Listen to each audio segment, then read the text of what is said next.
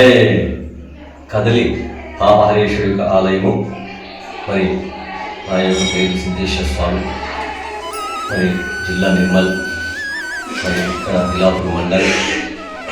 కావున కదలి పాపహరేశ్వరి యొక్క ఆలయంలో మరి ఇక్కడ వచ్చేసి మనకు శివరాత్రి, మహాశివరాత్రి, మరి అన్ని ముఖద్వారాలు పట్టుకుంటాయి. ఈ స్వామివారి యొక్క ముఖద్వారం పశ్చిమ వైపున ఉంది, పడమర దిశలో. మరి ఈ యొక్క పడమర దిశలో శనీశ్వరుడు ఉన్నాడు. శనీశ్వరుడికి అపోజిట్గా శివుడు ఉన్నాడు. మన పెద్దలు ఏమంటారు, రామేశ్వరం అయినా శనీశ్వరుడు పదంటారు. కాబట్టి ఒకరోజు శివుడు ఆ శనీశ్వరుడి దగ్గరికి వరం కోరుకున్నాడు. తదస్తు విస్తిపో అన్నాడు ఆ యొక్క శనీశ్వరుడు. ఇక్కడికి వచ్చిన వారికి శని అన్నది ఇంద్రి కాబట్టి కాదు. మరి ఎప్పుడైతే మనం దర్శించుకుంటామో ఒక అర్చన కానివ్వండి, అభిషేకం కానివ్వండి, ముఖ దర్శనం కానివ్వండి, ఆ భగవంతుని మనం ప్రసన్నంగా దర్శనం చేసుకున్నటువంటి సర్వపాపాలను హరించిపోతాయి. తర్వాత మన శనిసుగా తొలగిపోతుంది.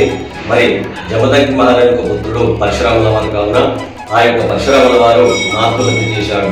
ఆ యొక్క రేణుక మాత్రం సంహరించింది కాబట్టి, అయ్యో నా యొక్క తండ్రిని, తల్లిని సంహరించిన తండ్రి, మన నా పాతకం ఈ విధంగా విమోచన కావాలని ఆ పరమశివుడికి ఘోర తపస్సు చేశాడు ఆ యొక్క పరశురాముల వారు. అతని యొక్క తపస్సు వల్ల సాక్షాత్ యొక్క పరమేశ్వరుడు మరణించాడు. 32 లింగాలు ఎప్పుడైతే ప్రాణప్రతిష్ఠాపన చేస్తారో మీరు చేసేందుకు పాతకం విమోచనమవుతుందని అటువంటి యొక్క మొదటి స్థానిక లింగాన్ని కాశీలో నిర్మించాడు. కాశీలో ఏం లింగం అంటాం మనం? జ్యోతిర్లింగం అంటాం.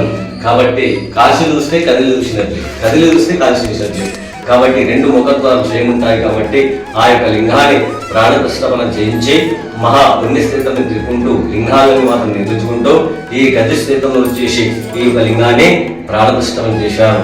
ఇది ఎన్నో లింగం అంటాం మనం? 32 లింగం అంటాం, చివలింగం. కాబట్టి అతను ఎప్పుడైతే ప్రాణప్రతిష్ఠాపన చేసిండో అతను చేసేందుకు పాతకము విమోచనమైపోయింది. కదిలి పాపహరేశ్వరు, సర్వ పాపాలన్నీ హరించవాడే పరమశివుడు కనుక కాశీలో మాతన్నపూర్ణేశ్వరి, కదిలో మాతన్నపూర్ణేశ్వరి. మన భారతదేశంలో ఎక్కడ సోదరులు కావున ఆ యొక్క అన్నపూర్ణదేవి యొక్క ముఖద్వారము మరి దక్షిణ వైపులో ఉంది. ఈ యొక్క దక్షిణ వైపులో ఎవరుంటారు?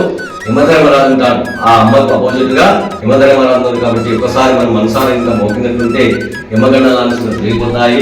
ఇక్కడ 7 గుండాలు ఉన్నాయి. మరి ఋషి గుండము, మరి తాగినీటి గుండము, మళ్ళీ గోముఖ గుండము, తర్వాత పాలగుండము, జీవి గుండము, అత్త కోడల గుండము.